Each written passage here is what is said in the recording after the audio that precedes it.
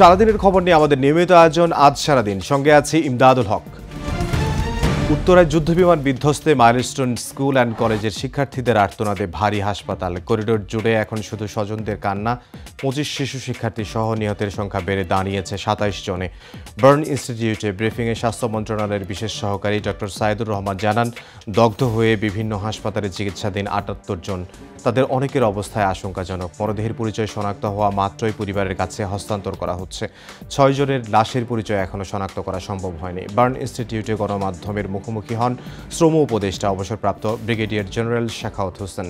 ঢাকা শহরের মতো জনবহুল এলাকায় যুদ্ধ বিমানের প্রশিক্ষণ নিয়ে প্রশ্ন তুলে তিনি বলেন, ব্ল্যাক বক্স থেকে তথ্য না পাওয়া পর্যন্ত কী কারণে দুর্ঘটনা ঘটেছিল তা জানা সম্ভব নয়।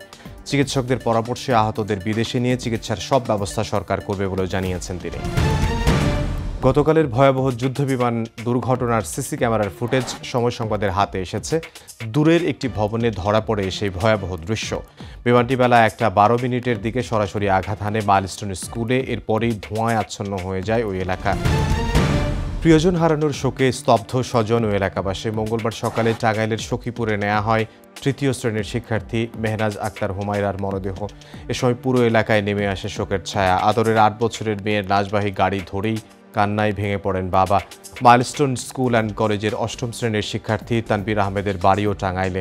অনাকাঙ্ক্ষিত এমন মৃত্যুতে শোকার্ত পরিবার। 3য় শ্রেণীর শিক্ষার্থী সাইমা আক্তারের লাশবাহী গাড়ি পৌঁছায় গ্রামের বাড়ি গাজীপুরে। এ সময় কান্নায় ভেঙে পড়েন স্বজনরা।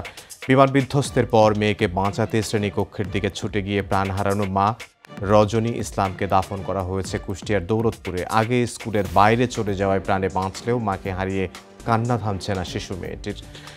ভয়াবহ বিমান দুর্ঘটনার শিকার আরেক শিক্ষার্থী 13 বছরের আবদুল্লাহ শামীম দগ্ধ হয়ে ঢাকা মেডিকেলে মৃত্যুর কোলে ঢলে পড়ে সে। গ্রামের বাড়ি শরীয়তপুরের ভেদরগঞ্জে বাবার কবরের পাশেই দাফন করা হয় 6ষ্ঠ শ্রেণীর ছাত্র শামীমকে। বিমান বিধ্বস্ত হয়ে প্রাণ হারানো পাইলট ফ্লাইট লেফটেন্যান্ট তৌকির ইসলামকে সামরিক রীতি মেনে বিদায় জানিয়েছে সশস্ত্র বাহিনী। দুপুরে কর্মীটোলা বিমান ঘাঁটিতে ফিউনারাল প্যারেডে অংশ নেন 3 বাহিনীর ঊর্ধ্বতন কর্মকর্তারা। এ সময় পরিবারের সদস্যদের কান্নায় ভারী হয়ে ওঠে পরিবেশ। বিমান বাহিনীর প্রধান air chief marshal Hasan Mahmud Khan বলেন, বিধ্বস্ত বিমানে কোনো ত্রুটি ছিল কিনা তা খতিয়ে দেখে ব্যবস্থা নেওয়া হবে। কয়েক মিনিটের ব্যবধানেই মাইলস্টোন ক্যাম্পাস হয়ে ওঠে মৃত্যুপুরী। চোখের সামনে ঘটে যায় ভয়াবহ বিমান দুর্ঘটনা। দুঃসহ স্মৃতি এখনও তাড়িয়ে বেড়াচ্ছে বেঁচে ফেরা শিক্ষার্থীদের। ঘটনার বর্ণনা দিতে গিয়ে কেঁদেছেন অভিভাবকরাও। বিমান বিধ্বস্তের সঙ্গে সঙ্গে উত্তরার হাসপাতালগুলোতে শুরু হয়ে যায় ছোটাছুটি, আহাজারি আর আর্তনাদ। পোড়া রোগী ও স্বজনদের হাহাকারে মুহূর্তেই পাল্টে যায় পরিবেশ। প্রায় 200-র বেশি আহত দগ্ধ রোগীকে প্রাথমিক চিকিৎসা দেওয়া হয় শুধু উত্তরার বিভিন্ন হাসপাতালে। অনেক চিকিৎসক সাপ্তাহিক ছুটি বাতিল করে যোগদান কর্মস্থলে। এমন দুর্ঘটনায় সেবা দিতে গিয়ে শোকে বিহ্বল তারা নিজেরাও। বিধ্বস্ত যুদ্ধবিমান পরিদর্শনে এসে রাজধানীর মাইলস্টোন স্কুল অ্যান্ড কলেজে তোপের মুখে পড়েছেন আইন উপদেষ্টা আসিফ নজরুল, শিক্ষা উপদেষ্টা সিআর আবরার ও প্রধান উপদেষ্টা প্রেস সচিব শফিকুল আলম। নিহতদের সঠিক সংখ্যা গোপনের অভিযোগ তোলেন শিক্ষার্থীরা। হতাহতদের সম্পূর্ণ ও নির্ভুল তালিকা প্রকাশ সহ 6 দফা দাবিতে বিক্ষোভ করছেন তারা।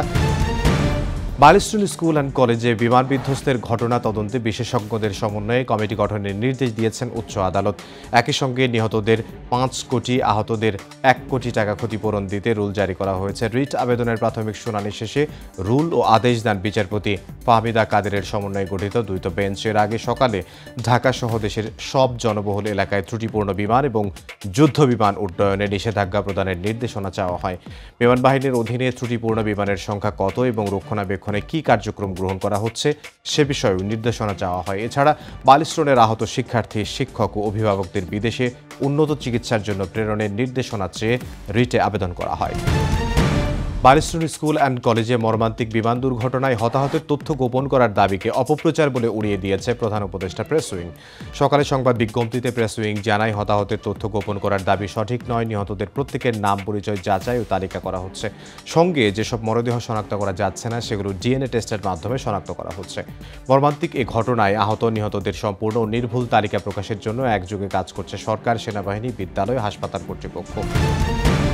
মাইলস্টোনে বিধ্বস্ত বিমানটি প্রশিক্ষণের জন্য ফিট ছিল কিনা তা তদন্ত করে জনসম্মুখে প্রকাশ করার দাবি জানিয়েছে বিএনপি। দুপুরে নয়াপল্টনে দলটির কেন্দ্রীয় কার্যালয়ে হতাহতদের জন্য দোয়া অনুষ্ঠানে কথা বলেন বিএনপির স্থায়ী কমিটির সদস্য গয়েশ্বর চন্দ্র রায়। এ সময় জনবসতিপূর্ণ এলাকায় প্রশিক্ষণ বিমানের কার্যক্রম কতটা যৌক্তিক সে বিষয়ে প্রশ্ন তোলেন গয়েশ্বর চন্দ্র রায়।